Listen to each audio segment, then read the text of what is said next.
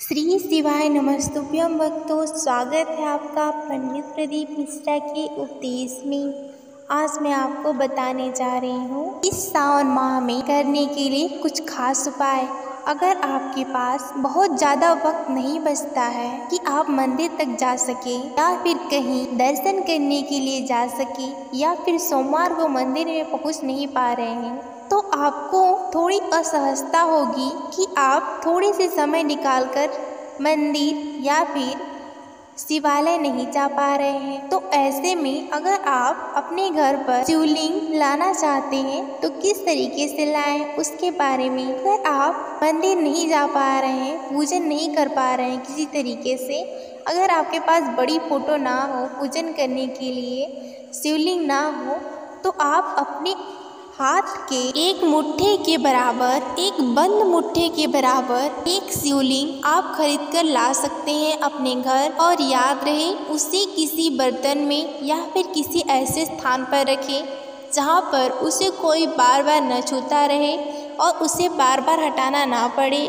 और उसकी सफाई आप खुद करें। नहाने के बाद जल देने के पहले आप सफाई रोज़ करें। अगर आप रोज़ जल देते हैं तो, अगर आप सिर्फ सोमवार को जल देते हैं तो आप रोज़ सोमवार को आप उसकी सफाई कर सकते हैं। और याद रहे कि शिवलिंग खरीदते समय जब आप शिवलिंग खरीदने जाएं तो शिवलिंग नीचे से भरा हुआ ठोस होना चाहिए और इसकी साइज़ बड़ी नहीं होनी चाहिए। अगर उस छोटी शिवलिंग के साथ उस पर सर्प नहीं है तो इससे कोई दिक्कत नहीं है, क्योंकि जरूरी नहीं कि सर्प छोटी शिवलिंग पर हो ही। शिवलिंग को घर पर लाकर एक बार देख लेना चाहिए कि शिवलिंग नीचे से खोखली तो नहीं है। अगर नीचे से खोखली है तो आप सीमेंट या मिट्टी भरकर उसे प्लास्टर करके उसे बंद कर सकते हैं नीचे से, ताकि वो खोखली ना रहे। क्योंकि खोखली शिवलिंग एक दोषपूर्ण है। अपने घर में या फिर आंगन में या फिर मंदिर के स्थान पर शिवलिंग को रख सकते हैं। अगर नीचे जगह नहीं है तो आप किसी थाली या बड़े परात में शिवलिंग रख सकते हैं, जिससे कि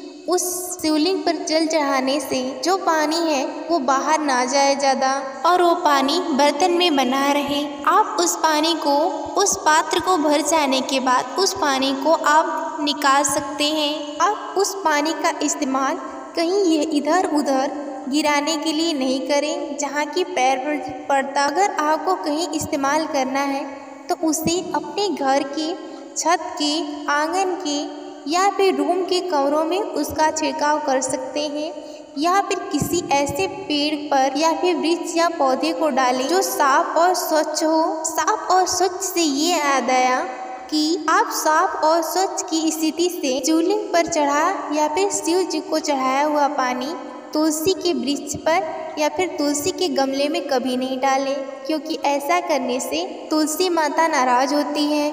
कभी भी भूल कर भी शिव या गणेश के प्रसाद को या फिर पानी को या फिर किसी भी चढ़ावे को तुलसी को ना डालें या फिर ना दें। याद रहे कि एक जगह का चढ़ावा दूसरी जगह नहीं चढ़ानी चाहिए। याद रहे कि शिवलिंग के आसपास हमेशा सफाई रहे और वहाँ पर रोशनी हमेशा होनी चाहिए। अगर वहाँ पे लाइट नहीं है तो लाइट लगा सकते हैं, क्योंकि जितनी उजाला आप शिव के घर में, शिव मंदिर में, शिवालय में या फिर शिवलिंग के आसपास करेंगे, उतनी ही उजाला और उन्नति आपके यहाँ बनी रहेगी। और हो सके तो आप लाइट नहीं हो तो शाम को रोज सूर्यास्त के बाद एक दिया आप शिवलिंग के सम्मुख पूर्व दिशा में मिट्टी की लौ को रखकर उसे जला सकते हैं। याद रहे कि दिया घी की ही जलनी चाहिए। अगर आपके पास देसी घी है तो देसी घी का इस्तेमाल करें।